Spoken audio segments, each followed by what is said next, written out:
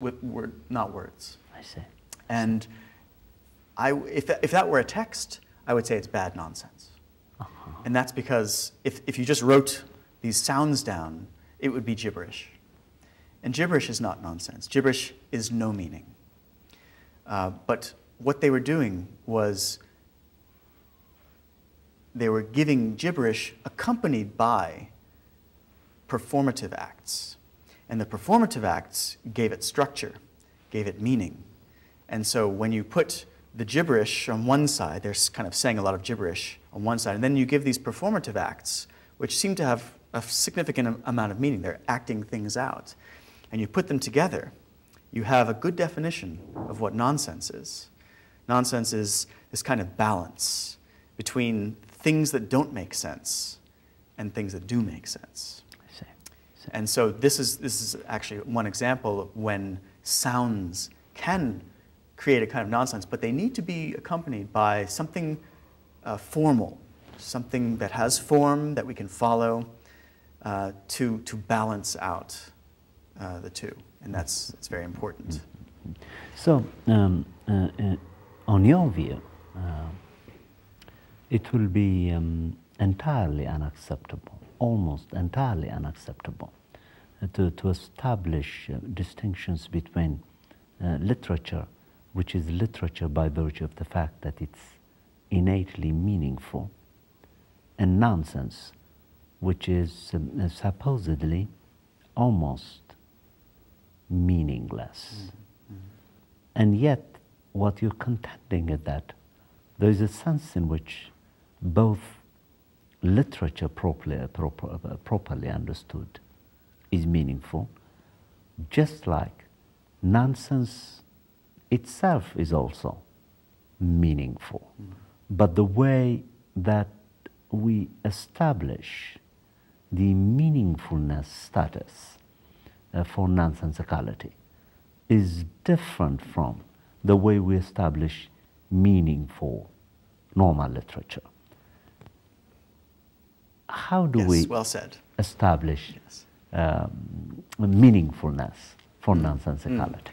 Yeah, it's difficult. It is a way of creating meaning in ways that are unexpected. Okay.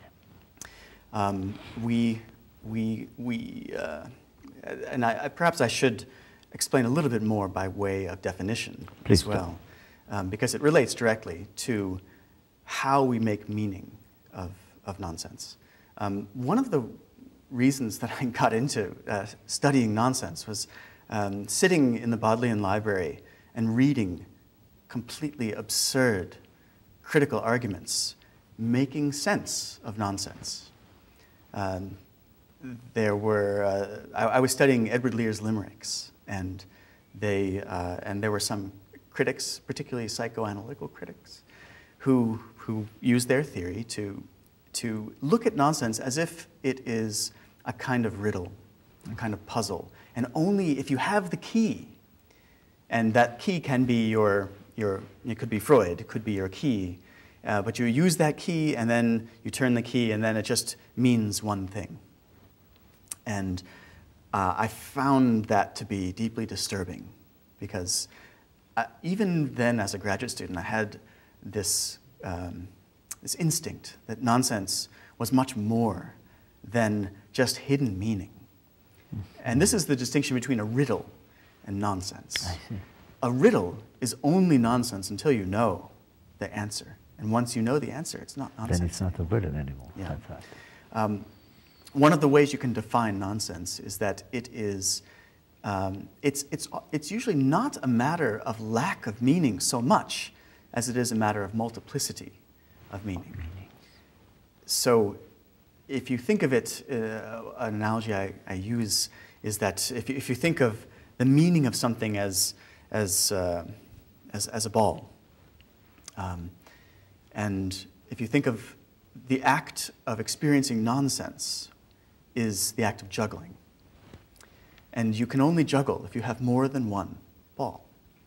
And so any given nonsense text will have all of these meanings, and you're juggling all of these meanings as you go.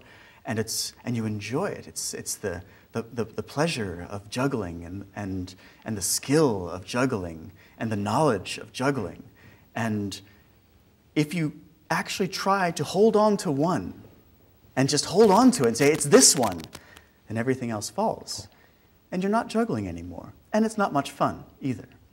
So if you think of nonsense as a continual juggling of meanings, where you can never quite put your finger on it, these meanings that you're juggling are the more standard meanings that I think you're referring to when you're talking about the meaning of literature, symbolism with a capital S or something like that. But if you step back one more level, then you start to see the meaning of nonsense. It's not about each ball. It's about the act of juggling. I see. And so the meaning of nonsense doesn't come from what each ball might be. The meaning of juggling comes from this incredible act that you're doing. Acting, that's right. And nonsense also is this incredible juggling act. And the meaning, it's almost a kind of meta set meaning that you're getting from it. And continuous exercises in location, yes, dislocation, yes, dislocation, yes. Location again, exactly, as if you enter into yes. a vicious circle. You need another important component of nonsense is sense implication. I see. Which again is why you can't just make gibberish sounds and have it be considered nonsense. We are thinking creatures. We are meaning-making machines. We will not stand for utter gibberish, usually. And so the art of nonsense is not that. You're quite right. And this is often the distinction between Dada and nonsense. People sometimes ask, well, Dada is crazy. And it is, but Dada is this complete deconstruction of everything. But nonsense doesn't deconstruct in such a universal way. It's much more careful about what it tears down and what it builds up. And so you have nonsense that it has to tear some things down, but at the same time it is building some things as well.